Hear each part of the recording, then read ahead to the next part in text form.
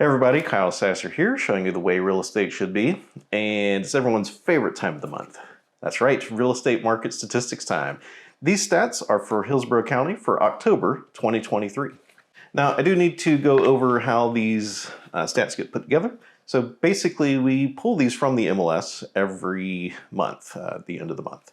So we're on October, so we are looking at September stats. A couple things to keep in mind is these September stats are based on August and July contracts, especially the closed sales numbers. So you have to keep that in mind as we're going through these. There has been a bit of a market shift here, which if you've been watching previous videos, you know that I have said that anecdotally it does look like there's some changes coming down the pike. And this is the second month that I have seen this sort of trend. And what happens is 1 month, I usually wait to see if it's a blip or not. If there's 2 months in a row, then we can start to think that maybe there is a new trend developing. But I will get into that with these numbers. The other thing to know about these stats is that we are comparing year over year. So we are looking at September 2023 primarily compared to September 2022. We do that because there is a natural ebb and flow in the real estate cycle, typically based around the school year and also the seasons.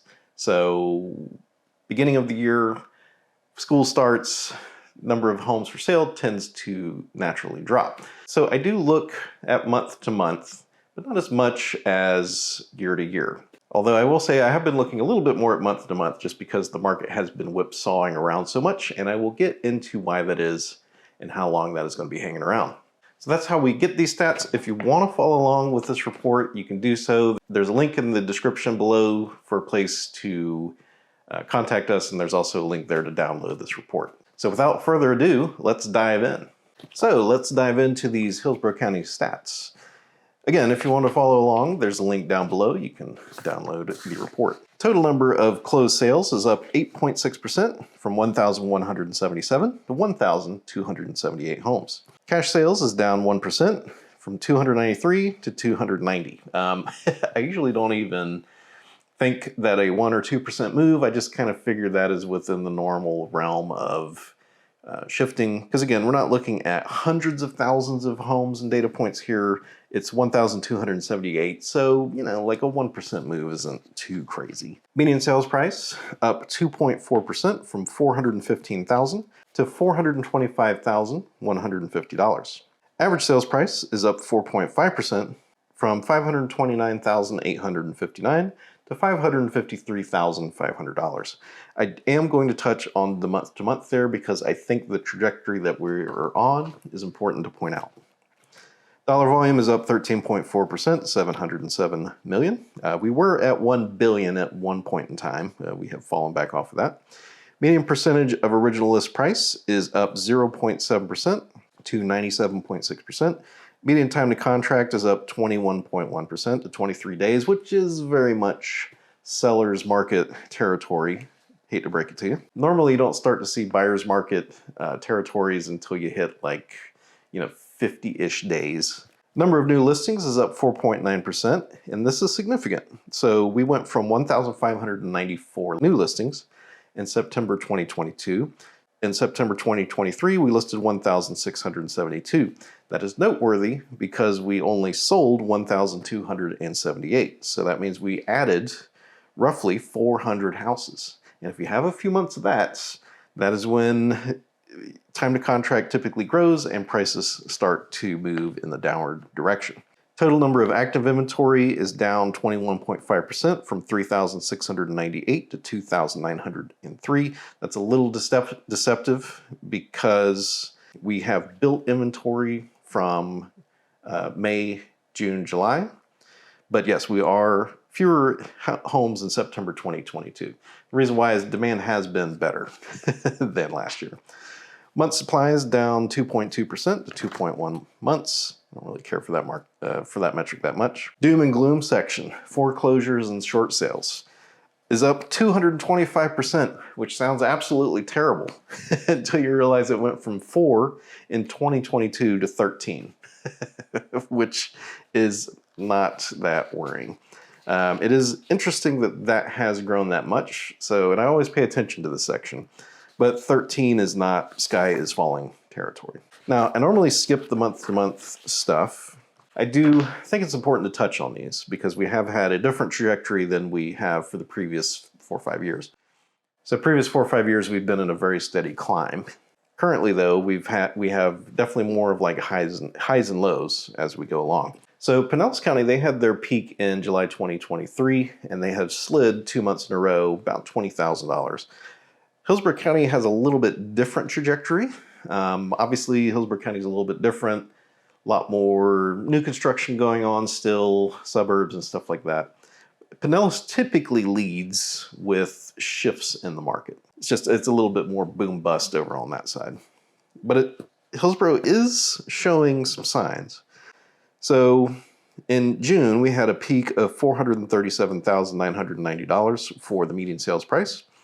That then went down in July to $495,000. Then it bounced back up in August to $445,000. And then in September, it dropped to $425,150.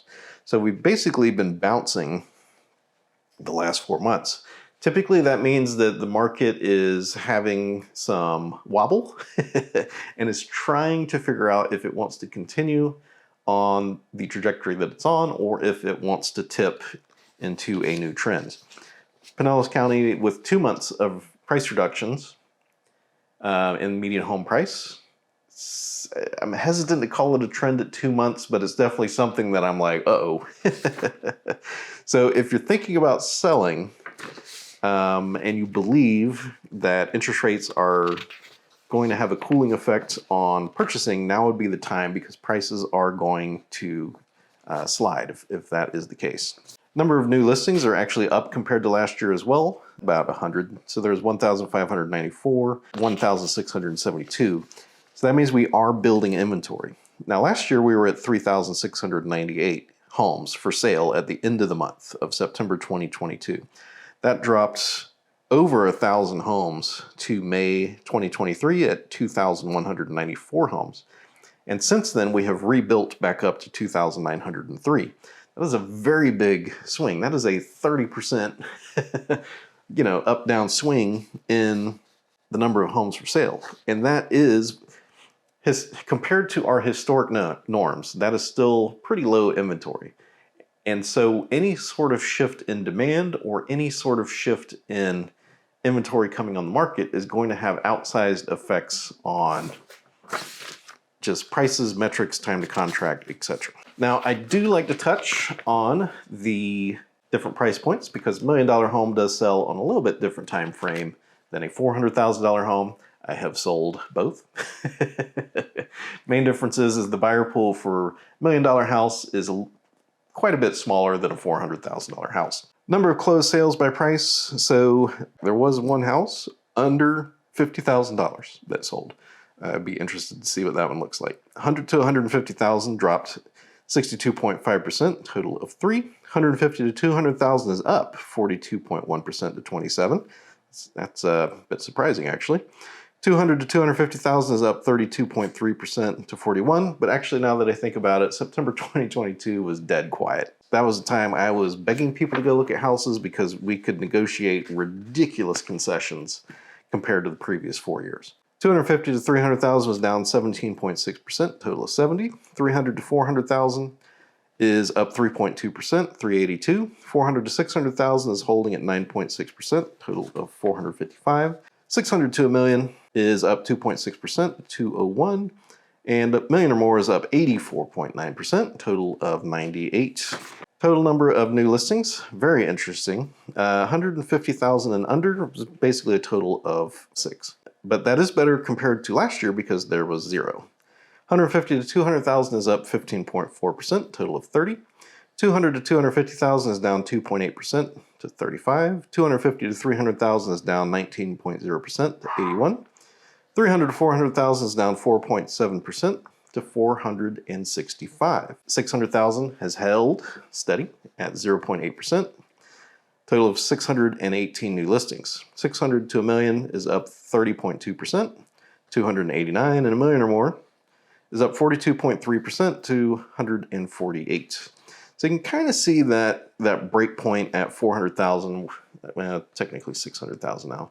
So 600,000 or more, there's more homes being listed for sale. That is because those homes have moved up into new price brackets. Because again, we have set new median home price records.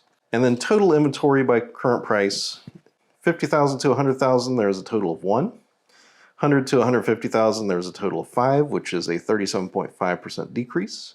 150 to 200,000 was a 32.4% decrease, total of 25 homes for sale. 200 to 250,000 is down 60.2% to 33. 250 to 300,000 is down 46.6% to 87. 300 to 400,000 is down 31.4% to 664. 400 to 600,000 is down 20.5% to 1,089. 600 to a million is down 9.4% to 600 homes for sale, and a million or more is down 1.5% to 399. Thing to know about that is September 2022 is extraordinarily quiet. So yes, inventory is down compared to 2022, but compared to March, April, May of 2023, we are building inventory.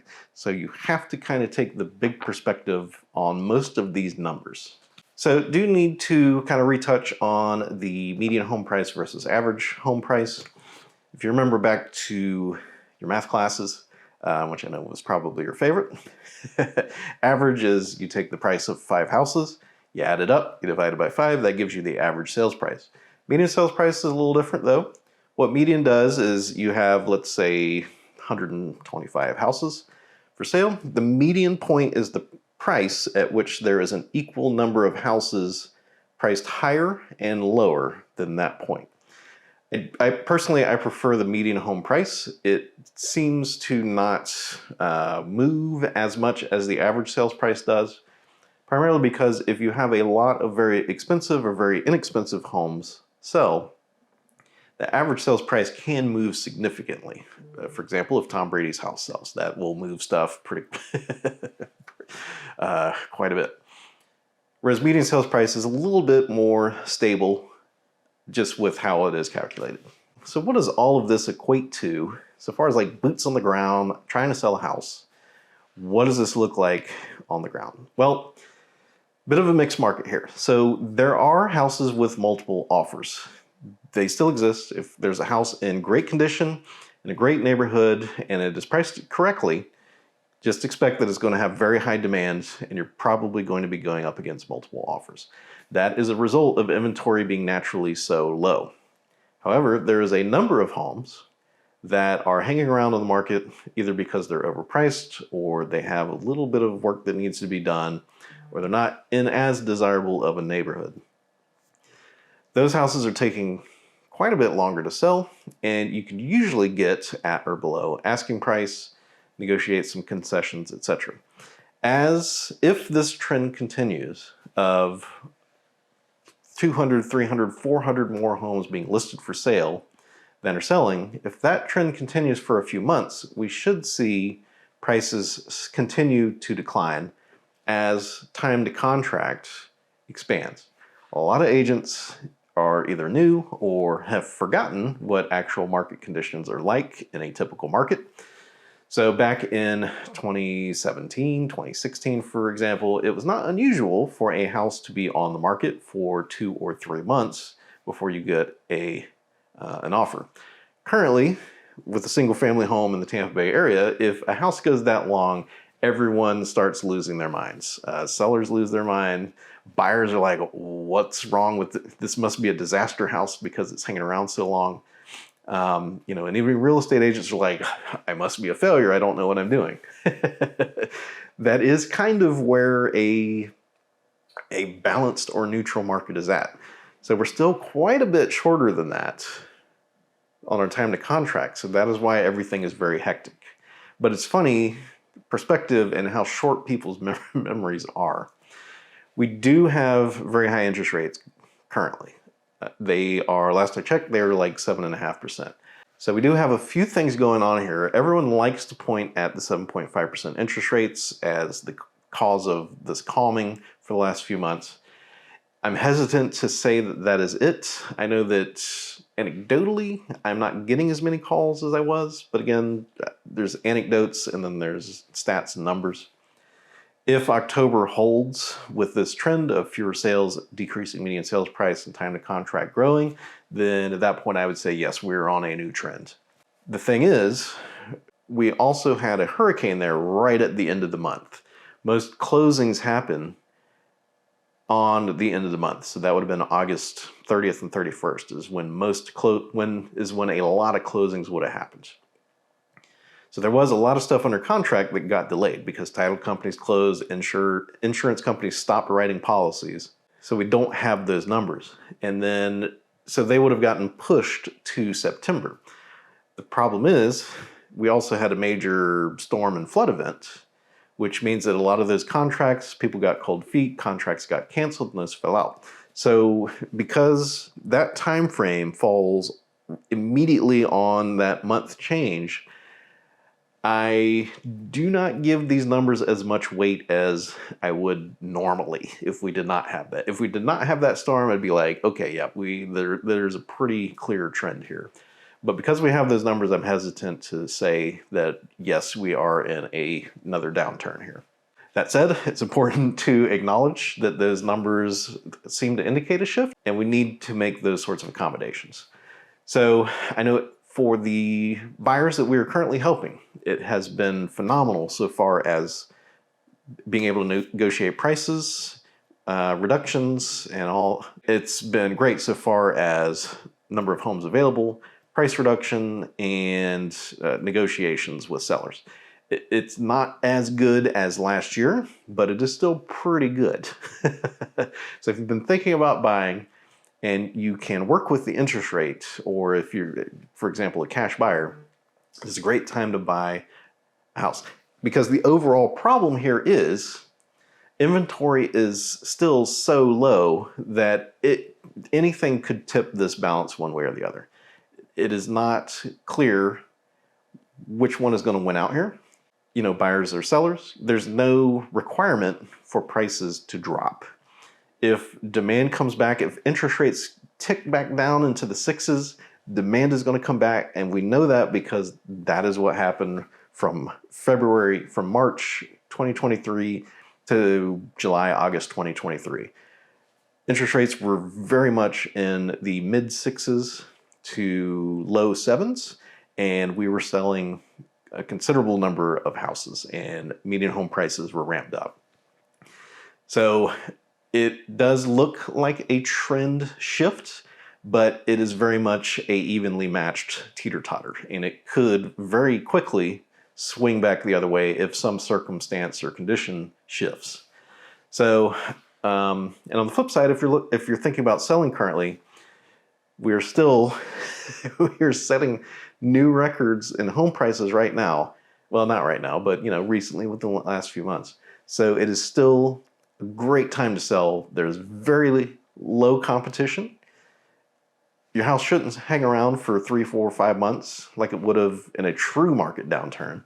So it's a great time to sell. If you have like an investment property or something like that, it's a great time to sell and realize all of that appreciation that you've built over the last 5 to 10 years.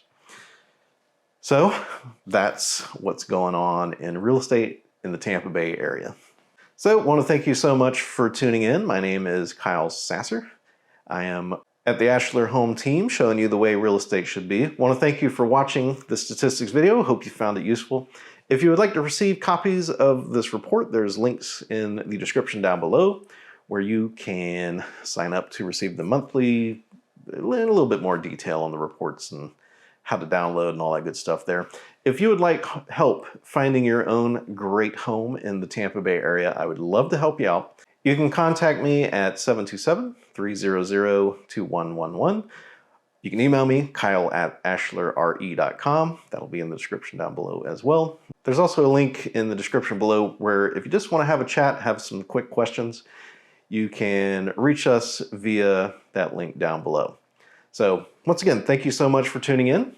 I'm Kyle Sasser, and I'll talk to you soon.